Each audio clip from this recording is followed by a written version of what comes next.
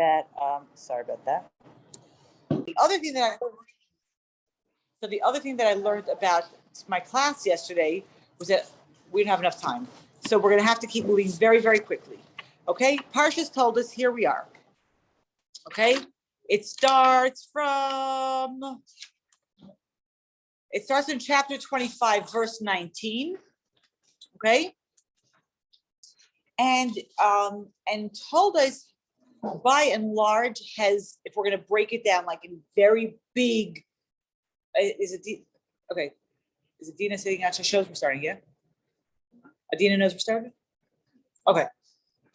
So that if we break down, told us into two sort of major categories, we have Yitzchak and Rivka, and we have Yaakov and Esav. What maybe do not color in the book. Okay, so stay on paper. Okay, keep away from the book. Thank you. But let's move the book away so you don't color on the picture. Sorry about that. So we basically have two main categories. We have Yitzchak and Rivka, and we have Yaakov and Esav. Now, the interesting thing about Yitzchak is that he's the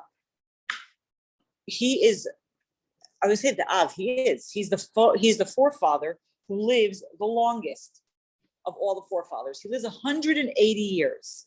Okay, and we know the least about him. He's extremely passive in most of the stories that we have about him.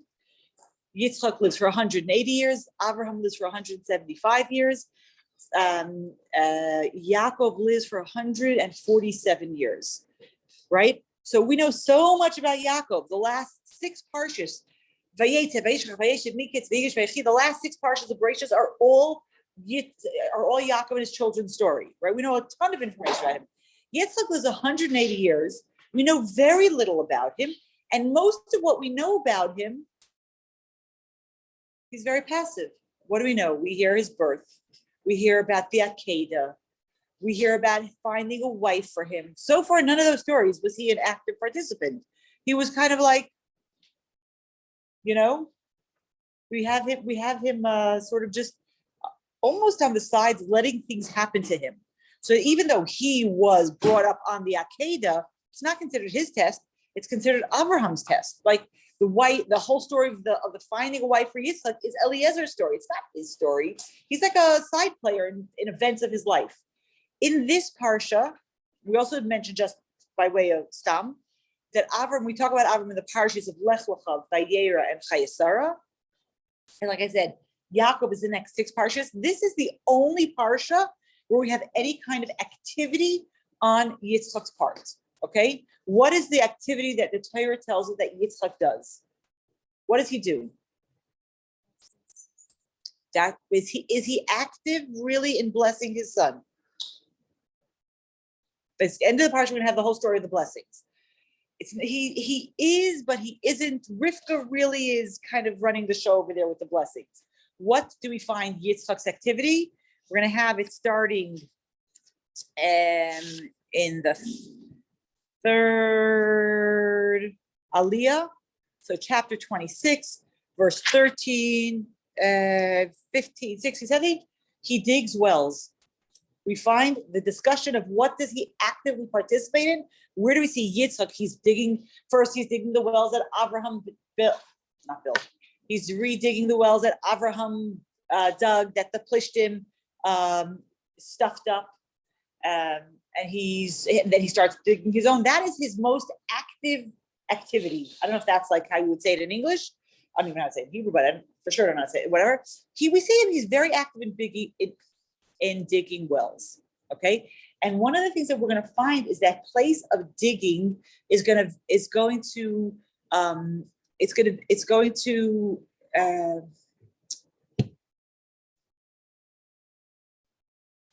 it defines him. It really helps us understand his personality a lot. In order to dig a well, what do you need to have? A shovel. Okay. What else do you need to have? Knowledge of where it's a good place to dig it. Not even where is a good place to dig it. You need to have belief more than knowledge. Well, it is knowledge that there is water here. When everybody laughs at you and says, what are you, crazy? You're in the middle of the desert. What are you digging wells for? This, you know that if you go deep enough, if you go far enough, you're going to find water. And the water that you're going to find is going to be better and sweeter and more clear and less contaminated than any water that's going to come from any overground source. The water that water from under the subterranean water is going to be clear. It's going to be fresh. It's going to be pristine if you could get to it. Now, we've all had the experience, I believe, of sitting at the edge of a beach and trying to dig a hole, right? You try to you want to make a beautiful castle. You make your first 3 scoops and boom, we're full of water, right? Go further away, go further inland, and it becomes a little harder to find it. And what Yitzchak is going to do, he's going to have the belief that even in the middle of the desert, wherever they are, there is water. Now we know that the earth is made up of there's a lot of water in the earth. The question is, how much effort does it take to get the water? And how much effort is anybody willing to expend to get that water? And Yitzchak goes to great lengths to get water. So you need to close it or open it. You need to go to great lengths to dig it and to store it up, to shore it up, not store it up, to the engineering ability to make sure that it doesn't collapse on you. Because if it's a little tiny, well, that's, 5, you have to go down 4 meters. So it's a lot, but it's not a mile. So whatever it is you have to do, you have to be able to dig with the belief that there's water and with the knowledge to make sure that it doesn't collapse on your head. Okay. When we talk about Yitzchak as a personality, we talk about him as Gevura. That is exactly what Gevura has. Gevura has the tenacity. That's a very nice word. Tenacity is a nice word. You have the tenacity to keep building. You have the strength to keep going and to say, there is water and we are going to find it. What does that mean? First of all, we are going to find that Yitzchak is going to be in a very hard position, stam, in his role as Avram, Yitzchak, and Yaakov. Number 2 is a very hard place to be, right? The first person, the revolutionary Abraham, that's easy. Well, it's not easy, but it's easier, right? You have this great idea. You have this passion and this excitement and charisma, and people flock to Abraham. Now, what happens after Avram passes away? One of Yitzchak's first jobs is going to be to, so to speak, separate Judaism from the person of Abraham. If it's only around Abraham, if he is the leader and the mentor and I don't want to use other negative words like that have sort of negative connotations. If it's all about the Avram personality, then how long does that last? It doesn't last even a full generation. If it's something that has depth and meaning, irrespective of Abraham, then that is going to be something that's going to be lasting. And one of the things that Yitzchak has to do is to teach the people a way of relating to Hashem that is similar. It's following in the tradition of Abraham. Here's water. We know when we talk about water, water is Torah. Exactly. Water is Torah. Here's Torah. But where Abraham was like, here, take, have water.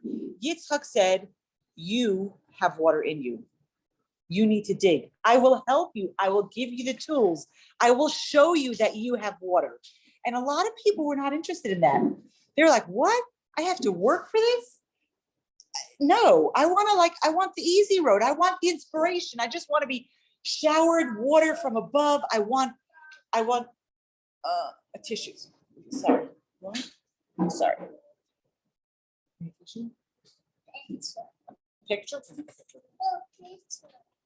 I don't understand what you said, baby.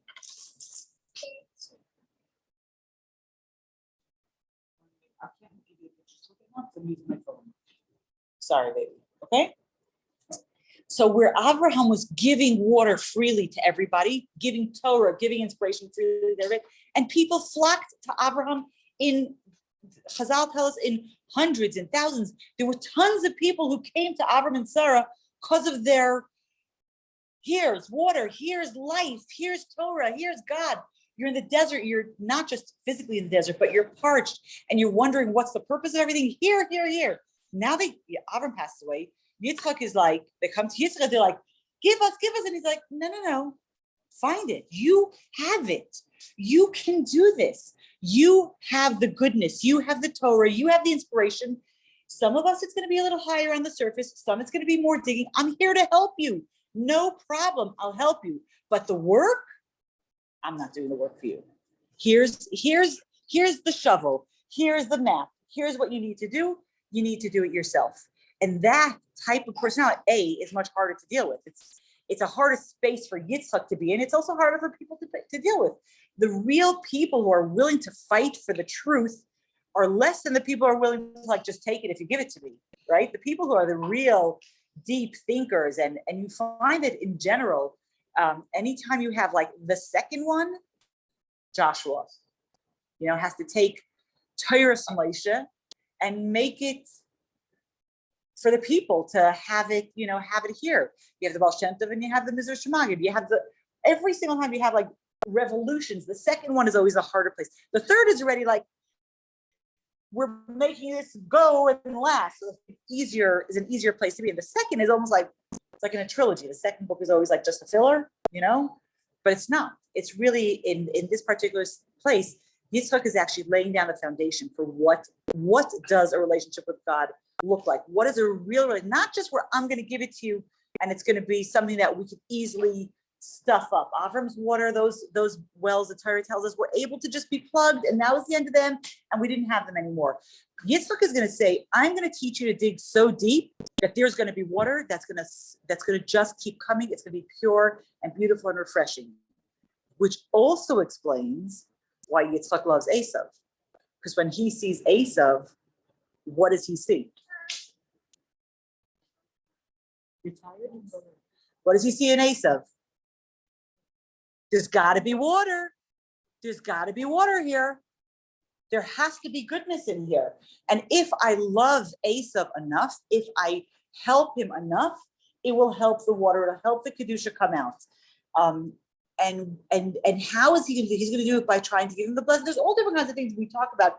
The relationship, one of the things we know about Esav, for all his, we'll talk about him, about his personality, he was, back up a second, as a child, Yaakov and Esav are indistinguishable. When they're children, when they're just born, even though we're going to hear about the struggle in the womb, but as they are just born and they're young children, they're both cute sweethearts. You want to pinch their cheeks. You want to like they're cute little kids, right? It's only when they grow up that we start to see a difference. That's what the Torah tells us. When they grow up, then things are going to really go. And Esav is going to go into such a terrible, terrible place. He's going to go to a place of murder and a place of rape and a place of stealing. And he's going to go to such a terrible place. And yet, there's a place that his father always believes that there's goodness in him that we just have to try to pull out. Okay? That was like a preamble to the story. Okay? Now, in Chassidus always adds like a lot to every single story. You read Tanakh stories. There's a lot of the stories are just like, they're nice stories. But then once you learn at like a deeper level, then you're like, oh, wow, that changed the story for me. But like the base story is like a nice story. The story of Yitzchak and Rivka and Yaakov and Esav and that whole relationship, you look at the story and you're like, what? It's like so weird. It's just so strange that how the story, Yitzchak loves Esav and Rivka loves Yaakov. And it just feels like, if we were to use modern terminology, which we don't really use when we talk about the Elvis, it's like, it's on a base level, it looks like they need communication skills and some parenting lessons and everything's going to be fine. Chassidus says it's much, much, much deeper than that. That Yitzchak recognizes himself in Esav. They both share the same midah, just like Avraham and Yishmael share the same midah of, Avram's midah was chesed, right? Avram and Yishmael share that same midah of chesed, whereas Yishmael is the negative manifestation of kindness. There isn't a taiva that he does not want. There is nothing of that he sees it, he wants it, he takes it. That's like where his kindness goes. And Yitzchak is Gvura. Yitzchak is strength and principle and judgment and discipline. And Esav is the other end of that spectrum, where it becomes harsh and taking pleasure in somebody else's pain, and going the letter of the law without an ounce of rachamim, without any compassion in it. That's really where Esav is. And the Gemara actually describes Esav, and it talks about that there was a king who had different ministers over different storehouses, right? So you have the minister over like the food, and the minister over like the clothing, and you have the minister over the building. So the minister over the building looks at the minister of the food and the clothing and everything. He's like, that guy is so busy. Everybody needs the food. Everybody's coming for food. Everybody's coming for clothing. I'm sitting here with my, storehouse of bricks, and nobody's coming. No business. So what does he do? He goes around and he finds people who have weak houses, and he knocks down their houses. And now he's in business because they need bricks. They need to rebuild. And the Gemara says that is Esav. He loved to destroy, to see people hurt. He didn't go to people whose like foundations were solid and firm, and they were totally sure of what they were doing. He went to the people who were a little bit unsure, a little bit hesitant.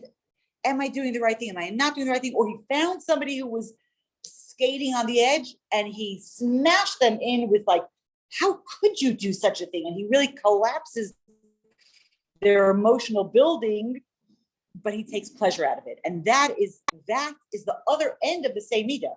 The end of the midah of Gvura. Gvura on the one hand is judgment and justice, and on the other hand it's cruelty and gladiators and and football. Like that's the other end of the Gvura spectrum. And Yitzchak very, very much recognizes Esav. He recognizes that personality, and there's something about it that's he sees it as very important, a very important factor. The other thing which is very interesting about Esav is that Chassidus loves Esav.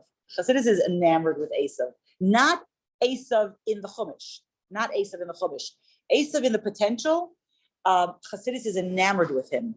The Esav by nature is much more powerful than Yaakov. He is the energy of tohu. He's the energy of chaos. He is the energy of extremes.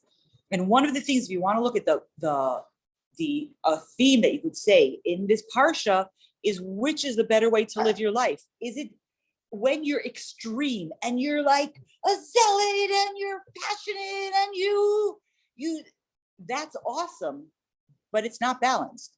And the power that Esav has is the power of extreme. He in potential has so much more power than Yaakov. He has so much more raw energy, and yet it doesn't get used anyplace because he's all over the place. The extremeness of Esav almost brings about his destruction. We find that Yaakov, with his balance, with his tiferet, with his beauty, what's the beauty? Beauty is balance, not all one or all of the other. It's knowing when to synthesize different emotions, and that is balance. And that's what we have at the end of the day. Yaakov is going to be the continuation of the Abrahamic line, not Esav, because he's all over the place. His energy is much more powerful. And Chassidus talks a lot about what would happen if Esav would have been tamed. What would happen if Esav would have been channeled? Wow, wouldn't that have been way more powerful than Yaakov? Like, absolutely. Had Esav sort of, like that raw energy kind of somehow been tempered. And so Chassidus explains that Yitzchak sees Yaakov and Esav as a team, that they're going to work together, that there's going to be this raw power on the one end, they're going to have like spirituality on the other end, and they're going to somehow work together. And the truth is that Rivka sees that he's wrong. That we're going to talk about that, but that isn't really how it's going to work. It's not going to, you ever hear the expression absolute power corrupts absolutely? If Esav had all the wealth and all the everything, it would not have been pretty. Rivka understands that there is a place that the blessings, which are at the end of the Parsha, the blessings of spirituality and physicality have to be in the hands of the same person. And she says it has to be in the hands of Yitzchak because he's going to know how to do both of them properly. Because one, he doesn't want to be in the physical world. He doesn't want to be immersed in the commerce and dealing with the fat of the heaven and all these blessings. He doesn't want that. And because he understands that that isn't really who I am, I'm not a doctor, a lawyer, whatever I am. I am a Jew, I'm a soul, and this is what I do, then that is sort of where we have to blend that.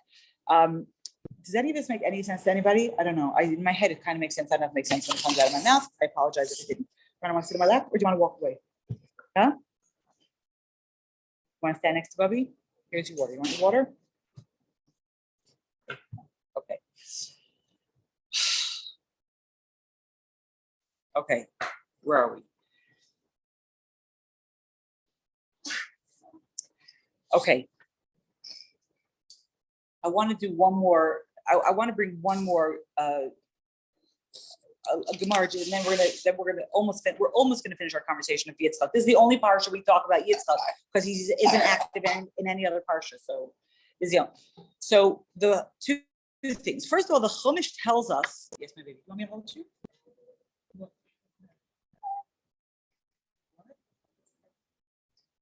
Is that better? Yeah. Okay. Can't help you right now. The Chumash tells us that talks about their being childless and their Rivka having this very hard pregnancy. Finally, they get answered, and there's a place where Rivka is very, very, very nervous because she thinks she has a schizophrenic child. Not that we have anything against schizophrenia, but if she's starting a new nation, every time she walked by a house of idol worship, there was kicking. Every time she walked by a house of Torah, because there was the yeshiva shame, she felt kicking, and so it says she went to ask Hashem what's going on. And it's interesting that she does not go to ask her husband, who is quite a righteous person. She goes to Shem. She goes to the yeshiva of Shem Ve'aver, and she asks them what's going on. And they tell her that you have two nations in your womb. It's not one child who can't figure out, am I serving God or am I serving idol worship? You have two different nations, two totally different nations. And there's a place where she kind of calms down when she realizes that it's not one person who's indecisive, but it's really two different powerful energies that are going to be coming out. So then we have, and this is kind of what I wanted to talk about a little bit, is in chapter 25, verse 28, it says, Vayehav Yitzchak es Esav. Yitzchak loves Esav. Ki tzayid b'fiv, because he has tzayid. It could be gain. There's something in his mouth. Rivka heves et Yaakov, and Rivka loves Yaakov. So Chassidus and everybody wants to know about why does Yitzchak love Esav? Like Esav, the real person Esav, great, he's the same Midah, but the real person Esav is terrible. He's a terrible, terrible person. Once you get past 15 years old, he's a really horrible person. And how does Yitzchak not get it? And Chassidus says that that tzayid means hunt or gain. And one of the things that Yitzchak sees in the mouth of Esav, he sees that in the future there are going to be great people. Ovadia the Navi, Ovadia the prophet, Meir, Shmaya Vavtayim, great sages are going to be from Esav's children. So Yitzchak says, I wonder, can we pull the Kedusha out of Esav now? Can I just, it's in his mouth, it's so close to the surface. Can I just pull the Kedusha out? And then we don't have to be in exile for 2,000 years going through what we've been going through for the last bunch of, since the last bunch of years. What are we in exile for, like 2,000 years or something? And we've been slowly going through Esav, going through the countries that Esav lived in. Esav is Rome, going through every place that we've gone through. And every time we've gone places and we've done mitzvahs and we've done things, we've been elevating Esav bit by bit. And Yitzchak was looking and saying, can I just do it now? Can I just elevate Esav? and change history.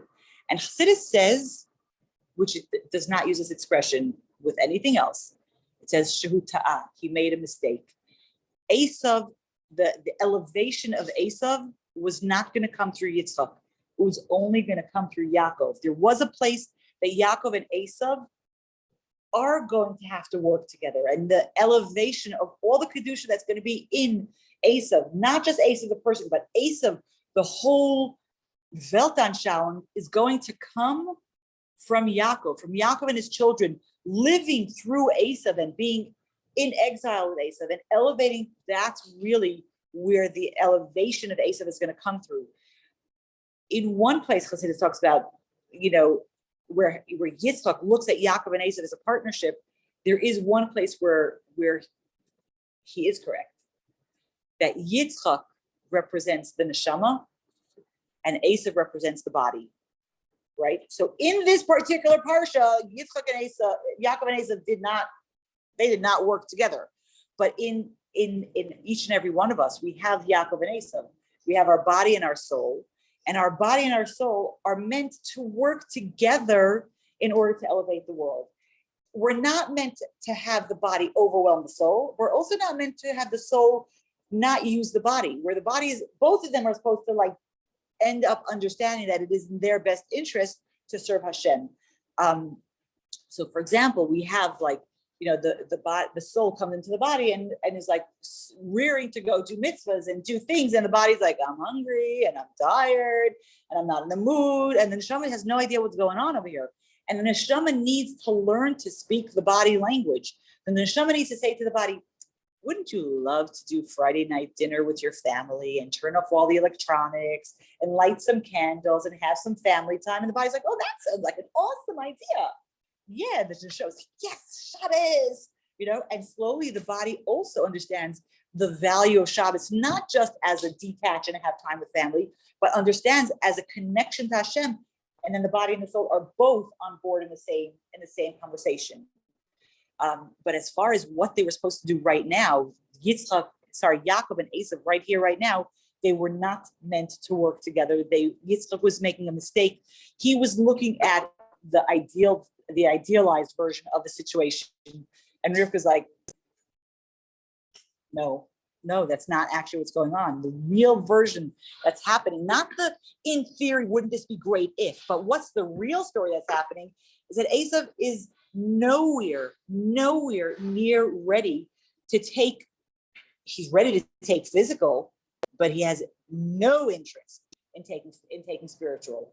And what's interesting is that we know that, I know we're doing the parsha a little bit differently this time, and I hope it works, but whatever. When he gives the brachas later on in the parsha, where is it?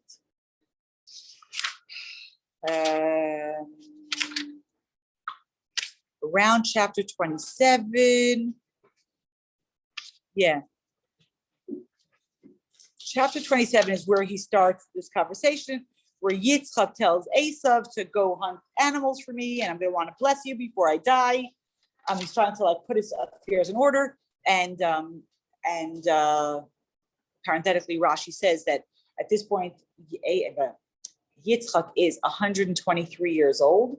He's 5 years, 100 and,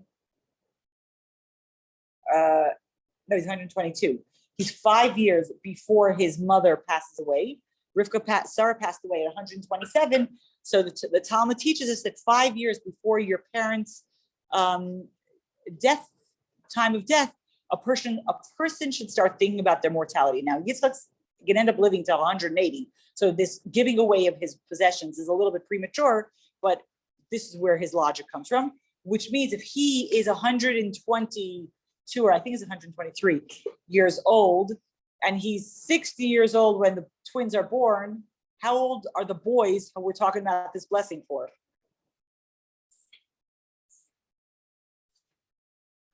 He's 120, let's see, he's 122, 123. He was 60 years old when they were born. So how old are the 60 plus? They're 62 years old, 63. We always think of this blessing situation as a bunch of little kids. It's really not at all. They're grown men and still Yaakov knows that his mother says to do something, he's following his mother. And Esav also, there's like, it seems the language that Torah uses makes us think of them as little people, keeps calling them the boys and the brothers, and keeps using that language, but they're adult men when the story happens. And we know the story. We know that Yitzchak tells Esav to prepare food for me, and I'm going to eat, and I'm going to bless you. It's a weird story. Yitzchak's a tzaddik. He needs food to bless it. It's like so crazy, right? And Rivka overhears it, and when Esav goes out, she tells Yaakov, "Come, let's get you dressed. We're going to prepare two goats, and we're going to prepare food for that. One person needs two goats. That's like a lot, you know what I mean?" And the whole story of how she dresses him up, and he gets the brachas, and then then Yaakov leaves, right? It's like a choreographed play.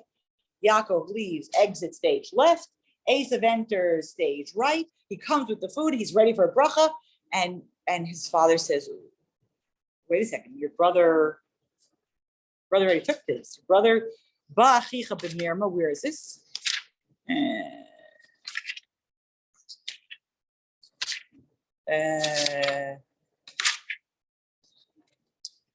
He says over here in chapter 27, verse 33, verse 32, Esav comes in and says, "Come in and eat." And he 33 gets very, very nervous. We'll turn the page, Brana. One second.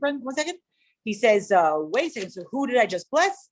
And when Esav hears this, he cries. He gives out a long, strong, bitter cry. I mean, such Rahmanis, And he says, "Father, please, can you also bless me?" And Yitzchak says, "Ba'achicha b'mirma, your brother came in deceit. V'kach b'chasecha, and he took your blessings." And he says to him, and then Yitzchak, one second. So then Esav says in verse 38, he says, Esav says, "Vayomer Esav el aviv." Esav says to his father, "Habracha achati lecha, do you only have one blessing?" And he's like, "What do you want me to give you?" I gave him everything. He's the master. He's in charge. He has everything. Now, what's very interesting is, in a conversation of how well does Yitzchak know his children, at the end of the Parsha, when Esav wants to kill his brother, and Rivka gets him to run and go to Lavan to go get married and get away. "Your brother wants to kill you, go away." And then she goes to Yitzchak and she's like, "Oh, if he marries these Canaanite women, it would be the end of me. I would be totally devastated." So Yitzchak calls Yaakov and he gives him a bracha. Okay, he gives him a bracha, and he says to him in chapter 28 that Yitzchak calls Yaakov. He blesses him and he commands him not to take a Canaanite woman for a wife. Go to Padan Aram, to your uncle Lavan, and V'kel Shakai Yivarech Oscha V'Yifrecha V'Yirbecha V'Yizlekalam. Give another bracha. Vayitin Lecha Es Birchas Avraham, and he gives him the blessings, the Abrahamic blessings, the bracha of Eretz Yisrael and Kedusha, and all of it he gives to him. He's giving this. He gives it to Yitzchak, which means Yitzchak knew Esav. He knew what he was capable of doing. He knew that these brachas of spirituality were never supposed to be Esav's brachas. They were always meant for Yaakov. And what ends up happening is that Yaakov, so when Esav says, "You only have one bracha," Yitzchak had another bracha, but it was so not shaykh for Esav at all. The brachas of spirituality and Abraham's legacy and all this. It was not anything that Esav was at all interested in. And so then we see that Yitzchak, he might have been physically blind, but he wasn't really blinded to his son. He wasn't really blinded to the reality of what's going on with his son. He really does see what's happening, and he is aware of the facts of what's going on. And so I want to bring something here. I printed it from the Gemara because I just want to bring the whole Gemara and have to start looking for the pages. So it tells us, Shmuel ben Nachmani tells us that at the end of days, that when Mashiach comes, I'm going to read in English, not in Aramaic, because my English is better than my Aramaic. He says that at the end of days, we are going to say, "You are our father," talking about Yitzchak, that Yitzchak is going to be the main one of the four fathers. Yitzchak is going to be the main father. And it says, for Abraham does not knows us not, and Israel does not acknowledge us, meaning Abraham and Yaakov somehow they didn't do it for the children, they didn't stand up for their children. And Yitzchak will be the main father of all the Jewish people. And it says what happens, that in the future, Hashem's going to come to Abraham and he's going to say to Abraham, your children sinned against me. And Abraham's going to say, like, so you need to punish them and sanctify your name. Like, what's the question? So God's not 100% satisfied with that answer. So he goes to Jacob and he says, he raised children. He understands the pain of raising children. Maybe he'll have a different response. So he goes to Jacob and he says, your children have sinned. And Jacob says, Master of the universe, if so, let them be eradicated to sanctify your name. Okay, so that's two opinions. So then he goes to Yitzchak and he says, your children have sinned against me. And Yitzchak says, my children, aren't they your children? At Sinai, when they said Nasa before Nishma, you were so excited. B'ni b'chayr, my son, my firstborn. All of a sudden, they're not your children. They're not doing so well, so they're not your children. Like, ma pitom, that's my addition. And then you want to say they sinned. How much could they possibly have sinned? How long is a person's life? 70 years. Subtract the first 20 years of his life, because for the first 20 years, you're not punished for any sins that you commit. Okay, so you're left with 50 years. Take 25 years of nights, and 25 years are left. Half the time of 50 years is night. Okay, 25 years ago. Subtract 12 and a half years during which one prays and eats and uses a bathroom. And 12 and a half years are left for them to sin. So if you can hold on to that and forgive them for 12 and a half years of sinning, great. And if not, I'll take half of the punishment and you carry half of it. And if you can't carry half of 12 and a half years of sins of the Jewish people, then I'll take it all. He said, I already gave my soul before you, and you should forgive them because of me. And the Jewish people say to Yitzchak, you are our father, because you are the one who defended us when everybody else was like, what can you say? You need to punish them. So when we talk about Yitzchak, and we're going to talk more about Yaakov and Esau, and then in the next parshas, because we're kind of running out of time, believe it or not, it's shocking but true. Yitzchak is like an almost overlooked of the forefathers. We don't see what he did. We don't see what he contributed so much, and yet we know that he did, and he really gave us the foundation for which Judaism is going to be built on. It's going to take it out of the persona of Abraham and be something that we can all tap into. He's going to teach us the importance of finding the inspiration within ourselves. Meaning the first level is get inspired and come and let everybody, let it be showered on you from above. But if you really want to own it, you really want to own your Judaism, you really need to work on it yourself. You really need to dig into yourself, and you really need to find the water that you already intrinsically have.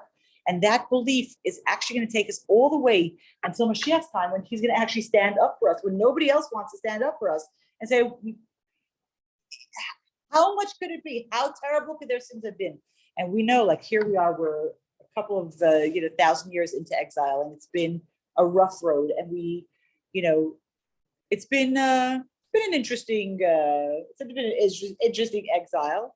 And I think that it's the voice of Yitzchak that really is the echo that says, today, so many thousands of years, we're so far away from Revelation. We're so far away from the temple. We're so far away from everything holy and good. And there's still people who care.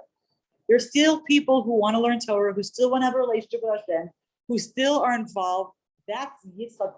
That's the strength that we get from Yitzchak that tells us that you could still do it and you could still be inspired. And we found water within ourselves, and we're able to really move it forward on our own, not only on our own, but to be able to have inspiration that comes from your own. And there's something very sweet about that place of the inspiration that you find in yourself. That was a thought that I thought we were going to be able to do more today, but we are clearly not.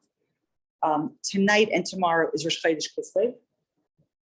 So Rosh Chodesh Kislev is, first of all, the biggest thing we have Hanukkah, and we have a lot of Chabad Hasidic holidays, and we also have Yud Tes Kislev, which is a general Hasidic holiday.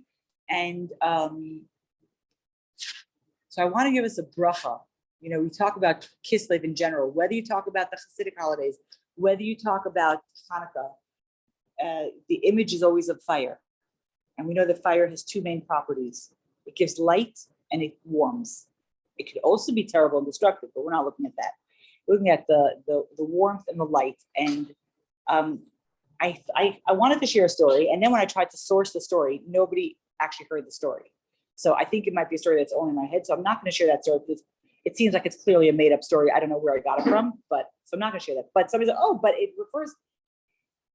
Somebody asked the Rebbe, he wanted, they were getting married and he wanted a blessing that their house should be warm, should be a warm house. And the Rebbe answered, if you make it warm for other people, your house will also be warm. And so I want to give us a bracha as we're going into this Kislev month, this month of light, this month of fire, this month of Chassidus, that we take the inspiration of the steadfastness of Yitzchak, who we spoke about today, and take our light and shine it, and shine our light and shine our warmth. And when we shine it, we will be warm and we will warm people around us. Have an awesome rest of the week.